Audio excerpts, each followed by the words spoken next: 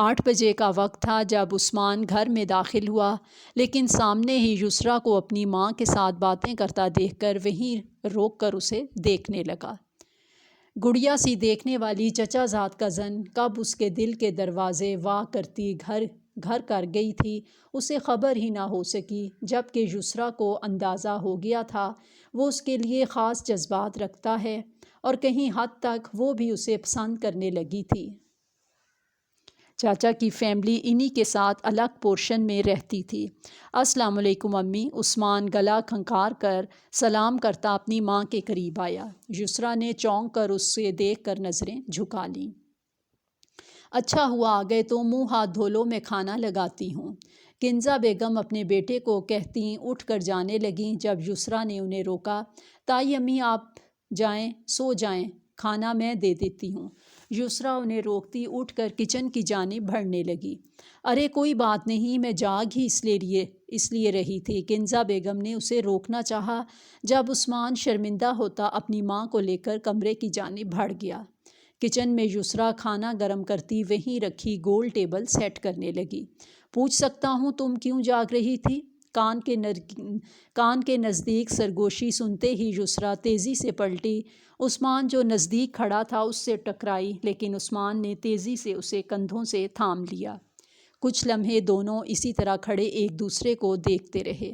میں وہ تائی امی کی وجہ سے جاگ رہی تھی، یسریٰ پلکیں جھپک کر بولتی عثمان کے ہاتھوں کو دیکھنے لگی، جس نے ہاتھ ہٹا کر سر داہ برتے کا داور ٹیبل کی جانب بڑھائے تھے۔ وہ خود کیوں نہیں کہہ دیتی کہ وہ اس کا انتظار کر رہی تھی؟ کرسی کھینچ کے بیٹھتے اس نے ایک نظر یسریٰ کی پشت کو دیکھا، پھر سر جھٹک کر موبائل استعمال کرنے لگا۔ شام کا وقت تھا، خزیمہ یونیورسٹی سے گھر کی جانب رواں دواں تھا، جب نظر ایک دکان پر گئی۔ کچھ سوچتے ہوئے وہ دکان کی جانب بڑھا، گاڑی سے اتر کر دکان کے اندر چلا گیا۔ تھوڑی ہی دیر بعد اپنی مطلوبہ چیز لے کر گاڑی میں بیٹھ کر ہاتھ میں پکڑی چیز کو پیچھے رکھتا گاڑی سٹارٹ کرتے زن سے آگے بڑھ گیا۔ پورچ میں گاڑی روکتے ہی جیسے اترا، سامنے ہی مہوش آنٹی اور طلحہ کو دیکھ کر خوشگوار حیرت سے ان کی جانب بڑھ گیا۔ السلام علیکم، کیسی ہیں آپ دونوں؟ بہت دنوں بعد نظر آئی ہیں، خزیمہ سلام کرتا پوچھنے لگا، جب اچانک طلحہ بول پڑا، ہم تو کب سے تمہارا انتظار کر رہے تھے۔ خیریت؟ طلحہ کے بتانے پر خزیمہ نے انہیں دیکھا۔ ہاں سب خیریت ہی ہے یار، دراصل مجھے جانا ہے، تیمور اور اریبہ دونوں میرا انتظار کر رہے ہیں، ابھی یونیورسٹی پہنچنا ہے، اگر تم مصروف بھی ہو تب بھی امی کو ایئرپورٹ لے کر جانے کا کام کرنا پڑے گا۔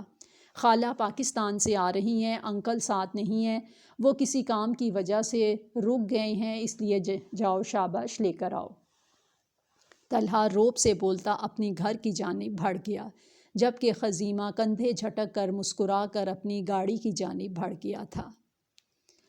خزیمہ جیسے ہی ڈرائیونگ سیٹ کا دروازہ کھولنے لگا، اچانک کسی خیال کے آنے پر لاک چھوڑتا پچھلا دروازہ کھول کر خریدا ہوا سامان دونوں سے چھپاتے تیزی سے نکل کر گاڑی کی ڈگی میں رکھتا جلدی سے ڈرائیونگ سیٹ واپس سنبھال چکا تھا۔ مہوش بیگم نورین بیگم سے مل کے آ کر گاڑی میں بیٹھیں۔ خزیمہ نے شکر کیا کہ دونوں باتوں میں مصروف تھیں۔ سارم سر، گاڑی تیار ہے۔ سارم کا خاص بندہ جلدی سے آ کر اسے بول کر نظریں جھکا کر تیزی سے باہر نکل گیا تھا۔ بیوقوف شخص، سارم کھا جانے والے انداز میں پیچھے سے بول کر ہاتھ میں اس کا کوٹ تھامے روز کو دیکھ کر کمر سے پکڑ جھٹکے سے نزدیک کر کے جھکنے لگا، جب اچانک موبائل کی آواز پر بدمزہ ہو کر دوبارہ پیچھے ہوا۔ روز، جو اس کی گرل فرینڈ ہونے کے ساتھ سارم کی پرسنل سیکرٹری بھی تھی، آگے بڑھ کر اس کے سینے پر لاڈ سے انگلیاں چلانے لگی۔ مہر کالنگ دیکھ کر اس نے ایک نظر روز کو دیکھا، جو اس کے متوجہ ہونے پر اور نزدیک آ رہی تھی۔ سارم نے کمینگی سے مسکراتے ہوئے اس کی کمر میں ہاتھ جمائے اور کال ریسیو کرتے کان سے لگایا۔ ہاں بولو، روکھے لہجے میں بولتے اس نے روز کو آنکھ ماری۔ السلام علیکم، آپ کہاں ہیں؟ 1 ہفتے کا کہہ کر گئے تھے اور اب 2 ہفتے ہونے والے ہیں۔